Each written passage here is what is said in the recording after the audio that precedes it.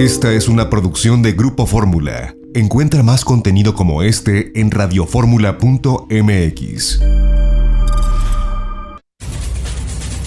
Los negocios en Fórmula Noticias, fin de semana.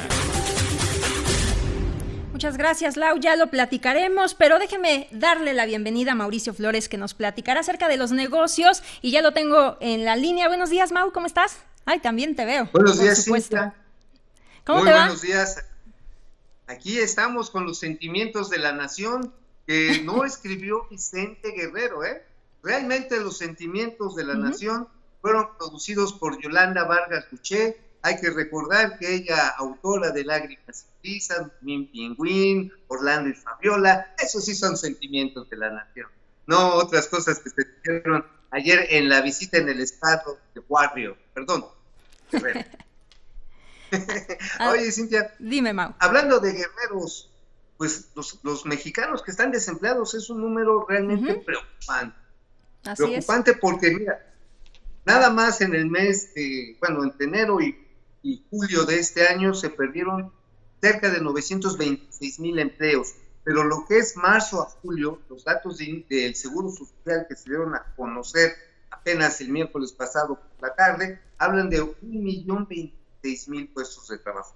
¿Qué significa esto? Que ya se ha empezado a recuperar, pero muy poco. Estamos lejos, muy lejos de recuperar los niveles que teníamos en 2018. Esto no se debe solamente a la pandemia, se debe a que muchos negocios han cerrado. La política económica en el gobierno se enfocó básicamente a dispersar apoyos muy pequeños, algunas 25,000 pesos, que la verdad, buena cantidad de negocios que estamos viendo en pantalla, no les daban ni para un mes de renta. Vamos a hacer. Por lo tanto, al morir las empresas, sobre todo las pymes, se pierden los empleos. Son negocios que ya no van, muchos de ellos por la destrucción la destrucción de bienes. Simplemente sabemos, por ejemplo, las pérdidas de 18,000 millones más menos de pesos que va a tener ahora sí que la industria papelera, uniformes, el pequeño comercio para regreso a clases. Definitivamente ocasiona también esta pérdida masiva de empleos que incorporamos a los del sector informal, también gente que trabaja por su cuenta. Estamos hablando de un universo que probablemente entre 7 y 8 personas han pedido sus fuentes de ingreso. Realmente estamos ante una catástrofe sanitaria, sí, no sé. Vamos a volver a enlazarte porque estamos teniendo aquí un pequeño problema técnico, pero muy importante lo que dices. De hecho, estaba leyendo también en el Universal un artículo donde decía que el desempleo en México sigue mermando los recursos para la jubilación de los trabajadores. De enero a julio, pues los retiros parciales que hacen los mexicanos de las Afore ante la pérdida de su trabajo, pues ya sumaron 10,562 millones de pesos, es decir, 64.2% por arriba de lo registrado en el mismo periodo del 2019, y de acuerdo con cifras de la Comisión Nacional del Sistema de Ahorro para el Retiro, solamente en julio los mexicanos que se quedaron sin empleo dispusieron de 1,993 millones de pesos de su Afore, 85.1% más comparado con el mismo mes del año pasado. Pues estas son algunas cifras, Mau, que se registran. ¿Ahí me escuchas, Mau? Ya te escucho. Oye, esta cuestión de las telecomunicaciones, que son otra catástrofe, yo creo que se ha perdido mucho personal por ahí, Así es, pues te comentaba del desempleo en México, lo de las Afores, el artículo que salió en el Universal. Sí, y bueno, sí, esto pues lleva a la gente que, pues, a la necesidad de rascar el fondo del plato. Estamos viendo que de esta manera, por ejemplo, los más afectados con esto, pues es la gente que gana menos, porque si hacen hoy un retiro equivalente a una tercera parte del ahorro que tienen, para resarcirlo pueden llevarse hasta 42 meses, mi querísima Cintia, lo cual, bueno, pues es gastarse lo que se estaba guardando para el futuro, y reponerlo no va a estar fácil, más ahora que los ingresos se encuentran mermados. Hay que recordar que la recuperación de buena parte de estos empleos, se habla de que cerca de 6 millones de personas ya salieron del desconfinamiento. Bueno, la mayoría de estas personas están teniendo ingresos de entre 1 y 2 salarios mínimos, es decir, y muchas veces sin prestaciones. Es decir, estamos hablando de una precarización, un empobrecimiento de la población, que pues para recuperar lo que se había formado para el retiro va a tardar tiempo. Pero mira, ¿qué puede ayudar a eso? Sin lugar a dudas, la vacuna, una noticia positiva en todo este entorno de recesión. Esto no es crisis, esto es una recesión, y es una recesión que seguramente va a ser de largo plazo, no es una de vuelo de palomita como se ha venido insistiendo desde la presidencia de la República. Desafortunadamente estamos viendo una especie de W que tiende a parecerse a una U más bien, parece el vuelo del sopilote, no es de palomita. Okay.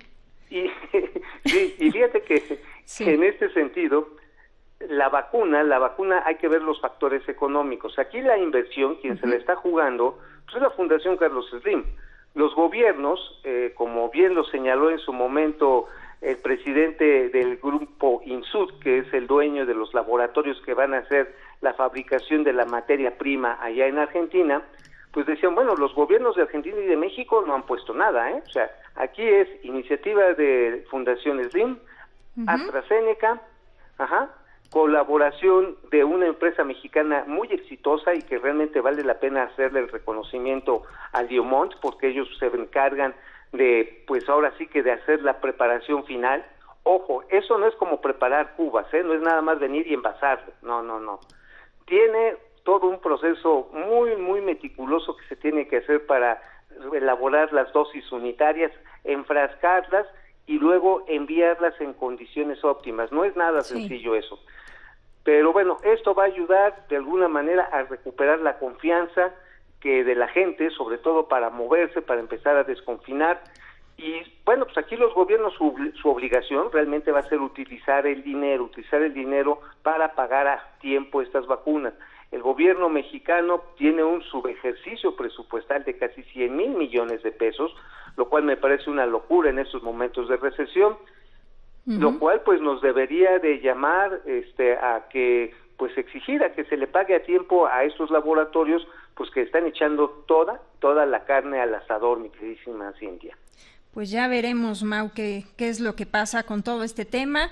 Y también otro tema que nos traes es acerca de los bloqueos, ¿no?, de yaquis en la carretera federal, que se ha dado también en la semana, nos lo ha reportado nuestra corresponsal precisamente sobre este tema.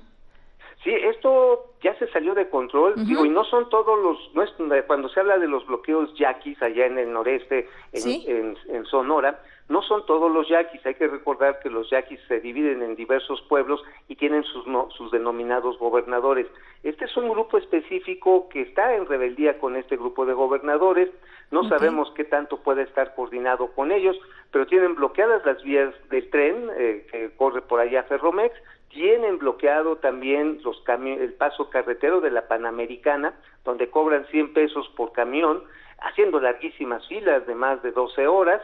Y también déjame decirte que están afectando, por ejemplo, la distribución de autopartes y vehículos completos de la planta de Ford, afectando las exportaciones agroalimentarias que se hacen desde el norte de Sinaloa y sur de Sonora hacia Estados Unidos, hacia la salida a la frontera noreste.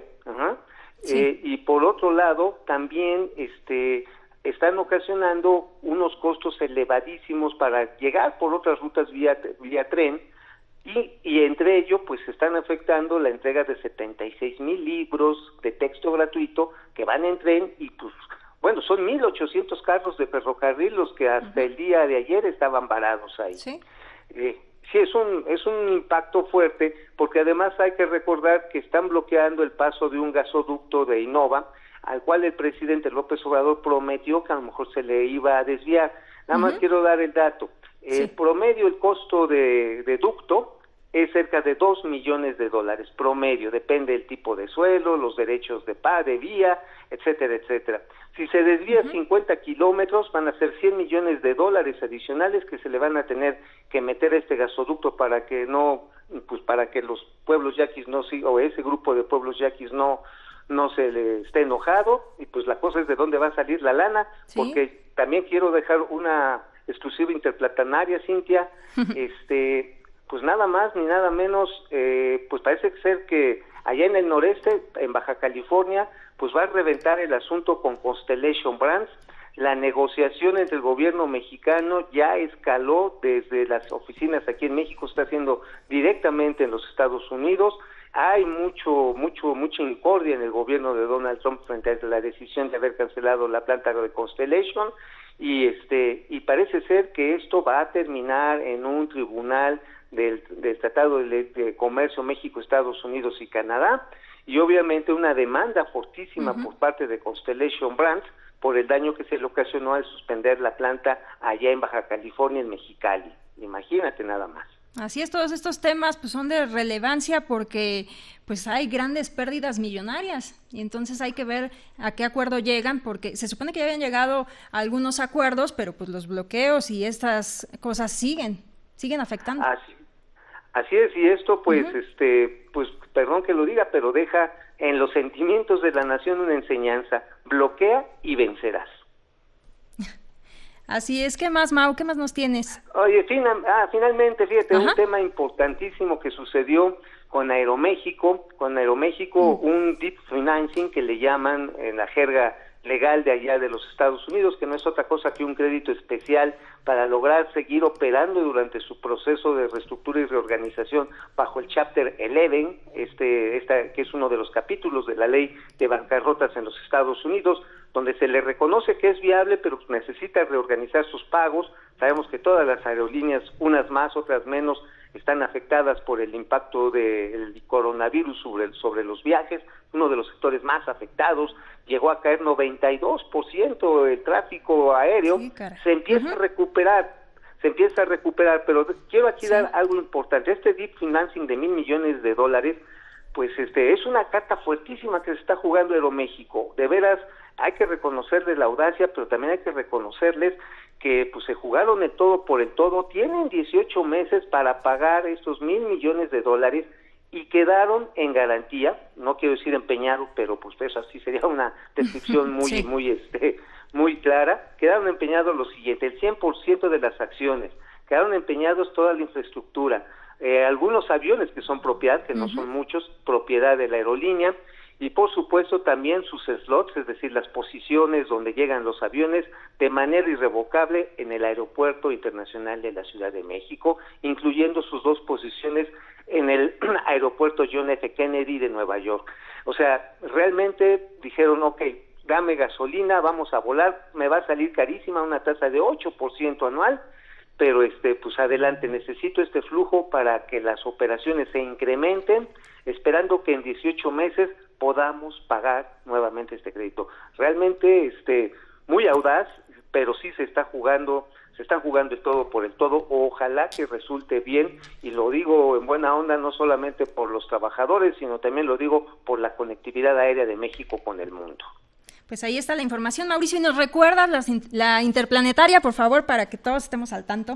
La interplanetaria, interplatanaria, intergaláctica es esta. Tiene varios nombres. Pues ya escaló el pleito de Constellation Brands. Ya no se está negociando en México. Se hicieron cerca de 6 meses acercamientos en la oficina de Alfonso Romo y la gente del señor Guillermo Baima, que es el director de Constellation Brands en México. Pues no se avanzó. Ahora ya están llevándose directamente en Washington, está interviniendo el gobierno de Donald Trump, y pues no se está llegando a ningún acuerdo, y esto parece ser que va a llegar directamente a los tribunales y a una demanda fuerte dentro del marco del TEMEC, mi estimada Cintia. Muy bien, y nada más rápidamente, ¿dónde te podemos encontrar o ver esta información? Ya sabes, mi columna Gente Detrás del Dinero, periódico La Razón. También estamos todos los días en el noticiero digital Momento Financiero. Hay nada más así, Momento Financiero en Twitter, Facebook, y por supuesto también vendo pancita los domingos. Perfecto, hay que buscarle. Nada es suficiente, Mau. Bueno, pues un gusto saludarte, te mando un gran abrazo. Abrazo, mi querísima Cintia. Estamos en contacto. Ahí está Mauricio Flores. Vamos a un corte y regresamos.